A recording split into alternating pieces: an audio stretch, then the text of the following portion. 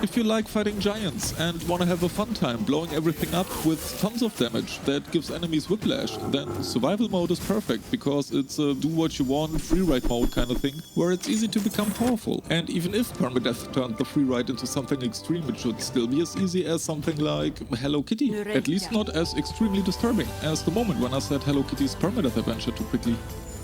But I have to admit, I've never experienced anything like it, and what happened to me was definitely not life on a ponyhof. Or how would you feel if you just started a new game, you're about to collect the first resources and then are already attacked by lizards, throwing lizards? I didn't have a strong weapon, so fighting was almost pointless, but they seemed pretty obsessed with me and just wouldn't let go. Not only denying me any XP, but also taking every opportunity to gank me as often as possible. Therefore, leveling up wasn't easy when you're followed everywhere by the whole squad, and if I didn't want to kill boss and other animals for 2 XP for the rest of my life, I had to find other ways. During a short training exercise, I've learned how to use the force. I then mind controlled one of the lizards for extra battle support.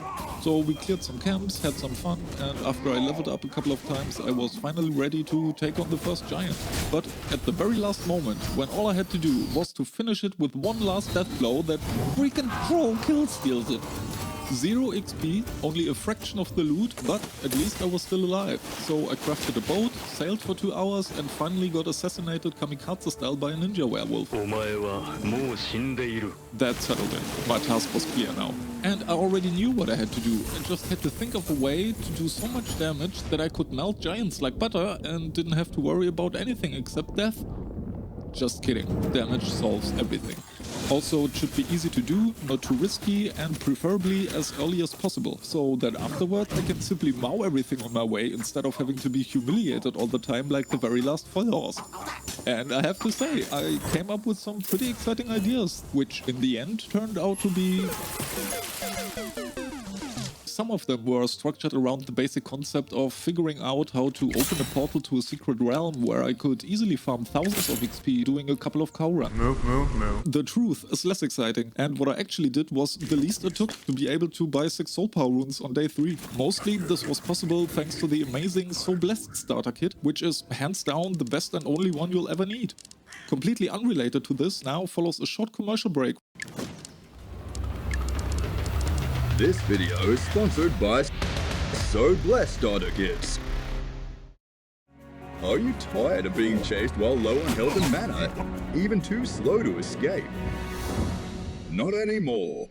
So Blessed starter kits include blessed hands for bonus experience to level up in no time. You will become truly superior since you can now extend the duration of healing, speed, and mana effigy. So what are you waiting for? Defeat Surtura in less than 10 days to unlock your own So Blessed starter kit. Of course, the disadvantage is that you have to start the game without any bonus, but here's an example showing the beginning of what I call the survival of the laziest. After you've spawned, immediately go to the biggest camp there is. Ignore any guards and simply walk past the entrance. Be careful not to get too close to the witch at the top. Then look for a small chest. Did you find it? Go ahead, open it. Great! Thanks to the extra XP you've leveled up twice already. Now you can open chests even faster and at the same time place a decoy to distract enemies. Careful, sometimes witches cast purple balls that make you explode 2 seconds later. Don't panic, use the dodge roll to turn her spell into your own weapon. Bombe! Don't forget to loot the chest before you go. You will be fully healed thanks to another level up. Good, that was it. And in the next episode I'm gonna show more tips and tricks which maybe some of you might find useful, and I really hope that if you try out Permadeath survival it doesn't end like in most of my games where I always died in the end due to some epic fails.